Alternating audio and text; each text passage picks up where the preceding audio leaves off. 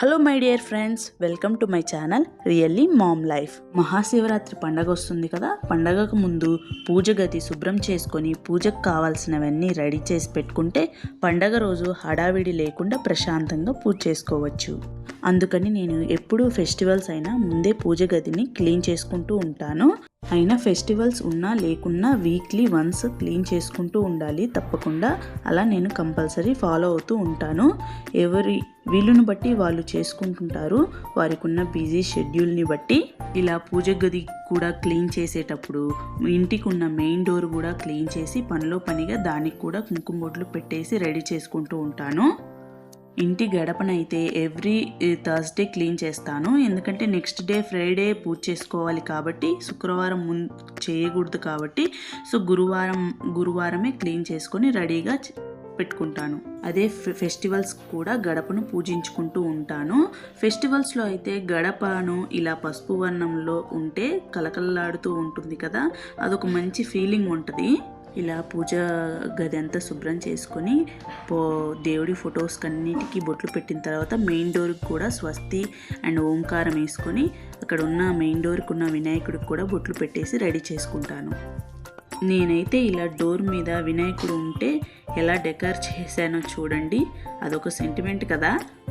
గడపని clean చేసుకున్నాను కదా, ఇప్పుడు పసుపు రాసేసి కుంకుమ బొట్లు పెడుతున్నాను.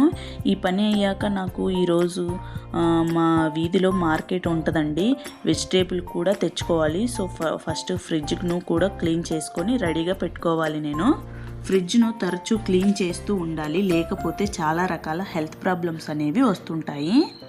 మనము మిగిలినవి నానాక చెత్తంతా దాంట్లోనే ఫ్రిడ్జ్లోనే పెడుతుంటాం కదా, కాబట్టి ఎవ్రీ వారానికి ఒకసారి క్లీన్ చేస్తే మంచిది. అందులో ఇప్పుడు కారం, పసుపు, కొన్ని రకాల సరుకులు కూడా, కిరాణా సరుకులు కూడా పెట్టేస్తుంటాం కదా. ఆ ఫ్రిడ్జ్ని ఎన్ని విధాలుగా వాడాలో అన్ని విధాలుగా వాడేస్తుంటాం మనం. ఫ్రిడ్జ్ని క్లీన్ చేయకపోతే అది బ్యాడ్ స్మెల్ వస్తుంది, ఫ్రిడ్జ్లో బ్యాక్టీరియా కూడా పెరుగుతుంది. అప్పుడు దానిలో ఉంచిన ఫుడ్ తినటం వల్ల మనకు కడుపు నొప్పి, ఫుడ్ పాయిజన్ కూడా అవుతుంది. అందువల్ల క్లీన్ చేసుకోవడం చాలా మంచిది. ఇంకా ఫ్రిడ్జ్ క్లీనింగ్ అయిపోగానే మళ్ళీ పిల్లలకి వీక్కి సరిపడా స్నాక్స్ తయారు చేద్దాం అనుకున్నాను. సో ఇంట్లో అటుకులు ఉంటే ఆ అటుకులతోటి అటుకుల మిక్చర్ తయారు చేసి ఒక బాక్స్లో పెట్టేసేసాను. ఏంటక్క ఖాళీగే ఉండవా అని అనుకుంటున్నారా? రియాలిటీలో ఒక మామ్ లైఫ్ అనేది ఇలానే ఉంటుందండి, అన్నిటినీ మేనేజ్ చేసుకోవాలి. ఇంక ఇప్పుడు వెజిటేబుల్ మార్కెట్కి వెళ్ళి కూరగాయలు కూడా తెచ్చేసాను. వీటిని ఇప్పుడు నీట్గా సర్దేసుకోవాలి. నేను వెజిటేబుల్స్ అన్నిటినీ నా దగ్గర ఉన్న కాటన్ బ్యాగ్స్లో సర్దుకుంటుంటాను. ఎందుకంటే వెజిటేబుల్స్లో మాయిశ్చర్ ఉంటుంది కదా, అలానే ప్లాస్టిక్ కవర్లో పెట్టడం వల్ల అవి త్వరగా పాడవుతుంటాయి, అంటే కుళ్ళినట్టు అయిపోతాయి. అదే ఈ కాటన్ బ్యాగ్స్లో పెడితే ఆ మాయిశ్చర్ అనేది, ఇది క్లాత్ కాబట్టి అది పీల్ చేసుకొని అంత తొందరగా పాడవకుండా ఎప్పుడు ఫ్రెష్గా ఉంటాయి. ఎప్పుడు 1 వీక్ సరిపడా కూరగాయలు తెచ్చుకుంటాను. మళ్ళీ చిన్న చితక వాటికి బయటికి వెళ్ళాల్సిన పని ఉండదు.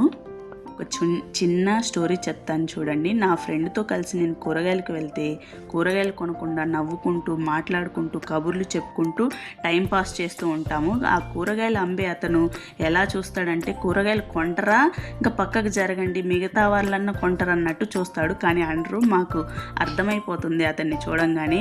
1/2 అవర్లో తీసుకోవాల్సిన కూరగాయలు 1.5 అవర్ పైనే తీసుకుంటూ ఉంటాము. అదేంటో, ఫ్రెండ్స్తో ఉంటే టైమే తెలియదు కదా. మీకు కూడా నాలాగే ఫ్రెండ్ ఉన్నారా?